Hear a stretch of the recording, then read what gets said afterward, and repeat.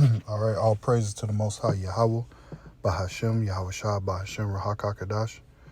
Double honors and salutations to the apostles and those of Great Millstone. Shalom to the hopeful elect. Shalom to you, Akim and Alcohol, so you children that believe on this word. Shalom to the speckled bird that scattered around the four corners of the globe. This is your brother Kalak Carr coming back at you with another video. And here's the word of the day, Soliloquy.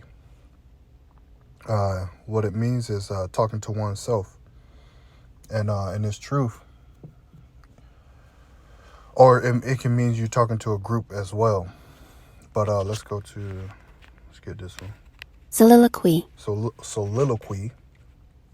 The act of speaking one's thoughts out aloud, one by oneself or regardless of any hearers, especially a character in the play. Now, we always coin this thing as this is the Lord's movie.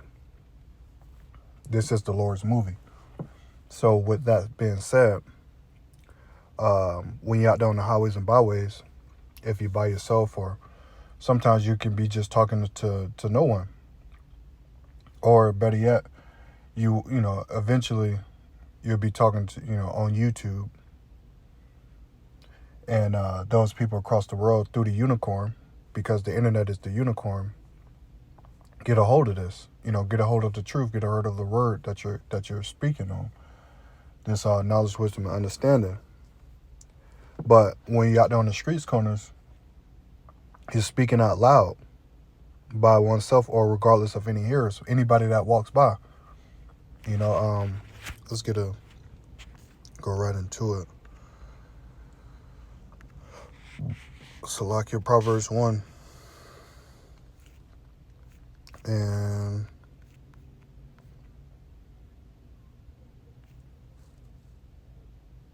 Proverbs 1 and 20. Wisdom crieth without, she uttered her voice in the streets.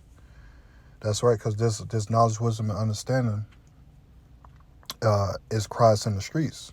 When you do street teaching, street ministry, you're out there on the highways and byways, and you got plenty of people walking past, tons of people walking by, regardless of any hero, or sometimes nobody walks by. When I'm out there on the highways and byways and I'm just speaking, sometimes nobody's listening, sometimes nobody there, but wisdom crieth without, she uttered her voice in the streets. She cried from the chief places of the concourse. That means the cities, where the multitude of people are, the different types of nations are. In the opening of the gates in the city, she uttered her words, saying, How long, ye simple ones, will you love simplicity, and the scorners delight their scorning, and fools hate knowledge? So it's like a soliloquy. Soliloquy. When we go out there on the highways and byways and preach this gospel, whether it's one brother, two brothers, you preaching to anybody that walk by, and you're talking to yourself. But we know that the angels are the ones that it's like the angels are the one that's taking the notes. This is Ecclesiastes 10 and 20. Curse not the king, nor in thy thought, curse not the rich in their bedchambers. And who is this? The Most High, this King. Curse not the rich in thy bedchambers. And that's us with this knowledge, wisdom, and understanding. Because Jacob scoff and mock at us because we have this understanding. For a bird of the air shall carry the voice. The bird of the air is this angel. And that which have wings shall tell the matter.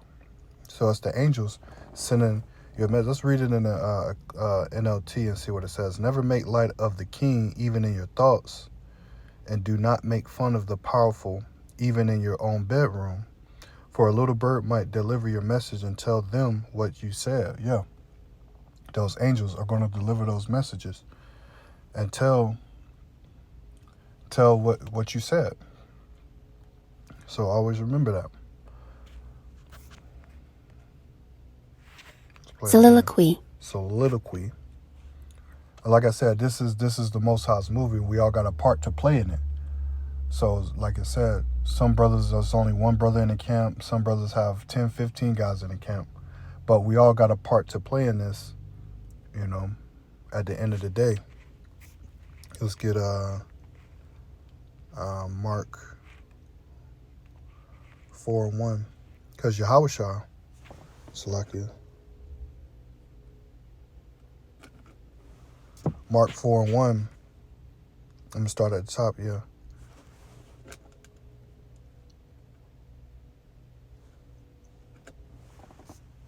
It says, "And he began to teach by the seaside, and there was gathered unto him a great multitude, so that he entered into a ship and sat in the sea. And the whole multitude was by the sea on the land. And he taught them many things by parables, and said unto them in his doctrine," and this is in red because Yahushua is speaking, it says, "Hearken, behold, there went out a sower to sow. And it came to pass, as he sowed, some fell by the wayside, and the fowls of the air came and devoured it up. And some fell on the stony ground where it had not much earth, and immediately it sprang up, because it had no depth of earth. But when the sun was up, it was scorched, and because it had no root, it withered away. And some fell among thorns, and the thorns grew up and choked it, and yielded no fruit.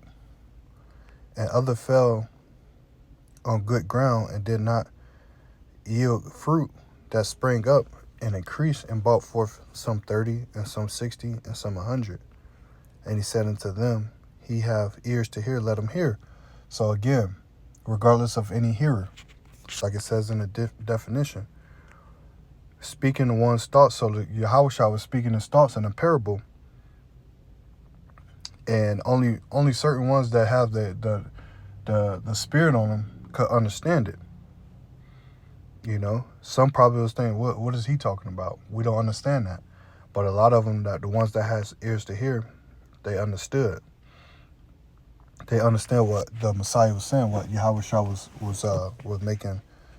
was saying in that parable.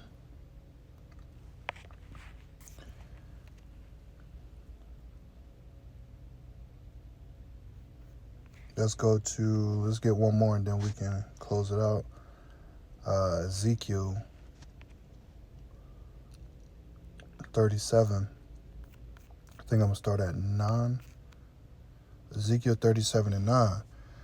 "Then said he unto me, Prophesy unto the wind, prophesy, son of man, and say to the wind, Thus saith the Lord God, Yahweh Ba'ashem Yahushua, the Most High, Come from the four winds, O breath, and breathe into these slain, that they live." So here it is. The Lord saying, look, prophesy towards the wind. You know, prophesy towards the wind. And Ezekiel did that. He started prophesying towards the wind, and he told the Lord to breathe this breath into the ones that was to those bones that was slain. "So I prophesied as he commanded me, and the breath came into them, and they lived and stood upon their feet, an exceeding great army. Then he said unto me, Son of man, these bones are the whole house of Israel. Behold, they say, Our bones are dried, and our hope is lost. We are cut off for our parts. Therefore prophesy and say unto them, Thus saith the Lord God, Behold, O my people, I will open your graves and cause you to come up and out of your graves and bring you into the land of Israel." So basically the point I was making in this was prophesying towards the wind. Ezekiel's by himself, and he's prophesying towards the wind that these bones are going to wake up, because these bones was the whole house of Israel. You know? So, like I said in my last video, you know, if I hear words, you know, Lord willing, I'm able to, you know, bring them out in its truth. You know, bring the truth into these words, you know, that I never heard before or came across before, but never studied them or looked them up. But hopefully it was edified. I hope you got something out of this.